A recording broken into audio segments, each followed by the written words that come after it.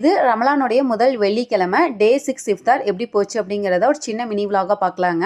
அன்னைக்கு கொஞ்சமாக சிக்கன் வாங்கி கறி குழம்பு வச்சுருந்தோம். குழம்பு பார்த்தீங்கன்னா நைட்டு வந்து நோம்பு திறந்ததுக்கப்புறம் நைட் டிஃபனுக்கும் அதுக்கப்புறம் சஹருக்கு மட்டும் இருக்கிற மாதிரி தான் பண்ணியிருந்தது. ஜூஸுக்கு நொங்கு பால் சர்பத்தை அடிச்சிருந்தாங்க. இதில் நொங்கு பால் சர்பத்து இது 3 மட்டும் வச்சுதான் பண்ணுறது. தோல் எதுவுமே ரிமூவ் பண்ணாமல் அப்படியே வந்து மிக்சி ஜாரில் அடிக்கணும். 1க்கு 2 அடித்து குடிக்கிறது ரொம்பவே சூப்பராக இருக்கும். குழந்தைங்களுக்கு இது ரொம்பவே பிடிக்கும்.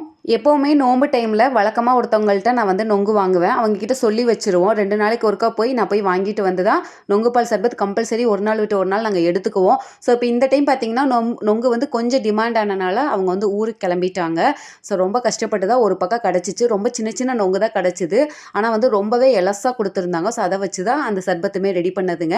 அதுக்கப்புறம் பார்த்திங்கன்னா ஒரு 10:30 மணிக்கு மேலே தான் வந்து டிஃபன் ஒர்க்கெல்லாம் பார்க்குறது. அல்ஹம்துலில்லாஹ் அன்றைக்கி நாள் ரொம்பவே சூப்பராக போச்சுங்க. இந்த வீடியோ பிடிச்சிருந்தா லைக் பண்ணி நம்ம சேனலை மறக்காமல் சப்ஸ்கிரைப் பண்ணி சப்போர்ட் பண்ணுங்கள். நன்றி.